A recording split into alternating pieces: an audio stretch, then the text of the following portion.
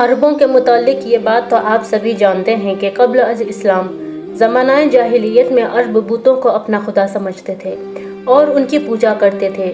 اس وقت ان کے 3 بڑے بت تھے جن کو وہ دیوتاؤں کا سردار مانتے تھے۔ ان میں 3 بڑی دیویاں تھیں جن کے نام لات، منات اور عزا تھے۔ ان تینوں میں سے آج ہم آپ کو عزا نامی دیوی کے بارے میں معلومات فراہم کریں گے۔ عزا سردار دیویوں میں سے ایک تھی۔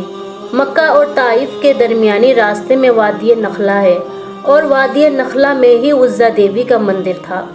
وادی نخلا وہی جگہ ہے جہاں حضور نبی کریم صلی اللہ علیہ وسلم کی ملاقات جنوں کے ایک گروہ سے ہوئی تھی اور انہوں نے آپ صلی اللہ علیہ وسلم کی دعوت پر اسلام قبول کیا تھا۔ قریش اور دوسرے قبائل وادی نخلا میں مذہبی رسومات پورا کرنے کے لیے آتے تھے۔ اسی عزا دیوی کے مندر میں لوگ عزا دیوی کے لیے جانور بھی قربان کرتے تھے اور اس مندر میں چڑھاوے بھی چڑھاتے تھے۔ باقی تمام بتوں کی نسبت عزا کی بہت زیادہ عزت اور تکریم کی جاتی، اگرچہ اس زمانے میں بتوں کے مندر عرب میں دور دراز مقامات پر واقع تھے، لیکن ان مندروں کے بڑے ناموں والے بت خانہ کعبہ میں ہی رکھے گئے۔ روایات سے پتہ چلتا ہے کہ عزا دیوی ایک شیطان عورت تھی اور اس کی رہائش وادی نخلا میں پائے جانے والے ایک 3 چھاؤ کے درخت پر تھی۔ اس کے اندر چونکہ شیطانی طاقتیں موجود تھیں تو انہی کے بل پر عزا دیوی کے بت سے آواز نکلتی تھی، جن کو عرب قبائل سن کر اس کے اندر کی قوت پر اعتقاد رکھتے تھے اور اس دیوی کی تعظیم بجا لاتے۔ انہی وقتوں میں اللہ تعالیٰ نے حضرت محمد صلی اللہ علیہ وسلم کو مبعوث فرمایا اور آقائے دو جہاں حضرت محمد صلی اللہ علیہ وسلم نے لوگوں کو بتوں کی پوجا سے منع فرمایا۔ قریش کو یہ بات اچھی نہ لگی اور ان لوگوں نے آپ کی ہر بات کی تردید کی۔ فتح مکہ کے وقت حضور اکرم صلی اللہ علیہ وسلم نے کعبہ میں موجود تمام بتوں کو توڑ دیا، لیکن عزا دیوی کے مندر میں موجود بت اس وقت بھی وہاں صحیح سلامت تھے اور اس کے ماننے والے عقیدت مند اس کی پوجا اسی زور و شور سے کر رہے تھے۔ چنانچہ عزا دیوی کے بت کو توڑنے کے لیے حضرت محمد صلی اللہ علیہ وسلم نے حضرت خالد بن ولید کو، جن کو سیف اللہ کا خطاب دیا گیا، منتخب کیا۔ حضرت خالد بن ولید 30 گھوڑ سواروں کے ہمراہ وادی نخلا کی طرف روانہ ہو گئے۔ حضرت خالد بن ولید اسلام کے سب سے بڑے سپہ سالار کی حیثیت سے بھی مشہور ہیں۔ حضرت خالد بن ولید نے 125 جنگوں میں حصہ لیا اور کسی ایک جنگ میں بھی شکست نہیں کھائی۔ یہ حضرت خالد بن ولید ہی تھے جنہوں نے کیسر و کسریٰ جیسی بڑی سلطنت کو تباہ کر کے مدینہ جیسی چھوٹی ریاست کو عالمی ریاست کا درجہ دیا۔ حضرت خالد بن ولید کی بہادری اور قائدانہ صلاحیت کی وجہ سے انہیں نہ صرف اسلامی تاریخ میں ایک بلند مقام حاصل ہے، بلکہ آپ رضی اللہ تعالیٰ عنہ کو عالمی تاریخ میں بھی سب سے اول سپہ سالار میں شمار کیا جاتا ہے۔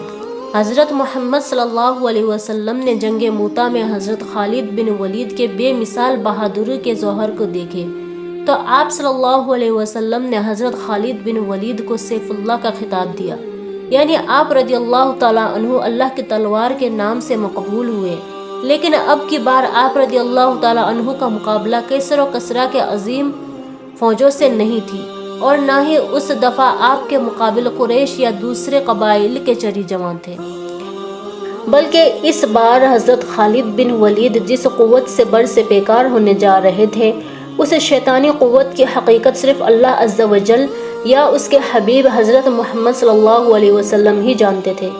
فتح مکہ سے کچھ روز بعد 25 رمضان کو آپ صلی اللہ علیہ وسلم نے حضرت خالد بن ولید سے فرمایا کہ وہ وادی نخلا کی طرف جائیں اور اس کے اندر موجود 3 چھاؤں والے درخت کا رخ کریں۔ جب وہ ان 3 چھاؤں والے درخت کو پا لے تو ان میں سے پہلے 3 چھاؤں والے درخت کو کاٹ ڈالیں۔ چھاؤں والے درخت سے یہ مراد ہوتا ہے جو خود روح ہوتا ہے، یہ کسی بھی جگہ بنا آب و یاری کے خود بخود اگنے لگتا ہے۔ تو حضرت خالد بن ولید نے آقائے دو جہاں صلی اللہ علیہ وسلم کے حکم کے مطابق وادی نخلا کی طرف رفت سفر باندھا اور وہاں 3 چھاؤں والے درخت کو تلاش کر ان میں سے پہلے 3 چھاؤں والے درخت کو کاٹا۔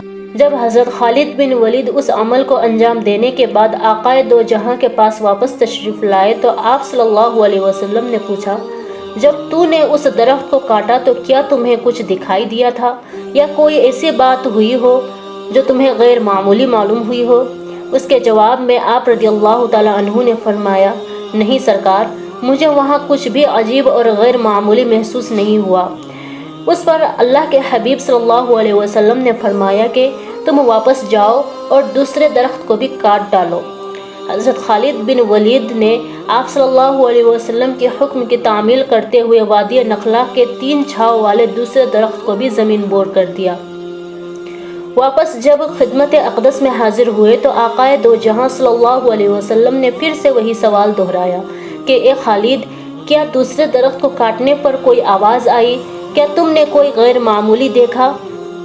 لیکن اس بار بھی حضرت خالد بن ولید نے نفی میں ہی جواب دیا۔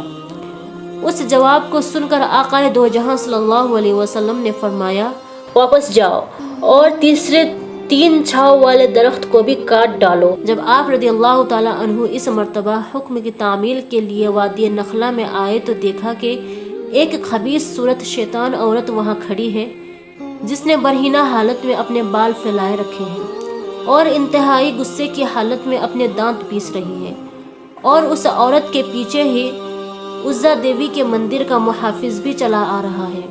اس کا نام دبیہ ابن سلمہ تھا۔ جب دبیہ نے حضرت خالد بن ولید کو دیکھا تو اس خبیث شکل شیطان عورت سے یوں مخاطب ہوا کہ اے عزا، خالد پر زور سے حملہ کر اور خبردار پیچھے نہ ہٹنا، اپنی اوڑھنیاں اتار ڈال، کیونکہ آج تم نے خالد پر حملہ کر کے اسے قتل نہ کیا تو یہ تمہیں شدید ذلت سے دوچار کر دے گا۔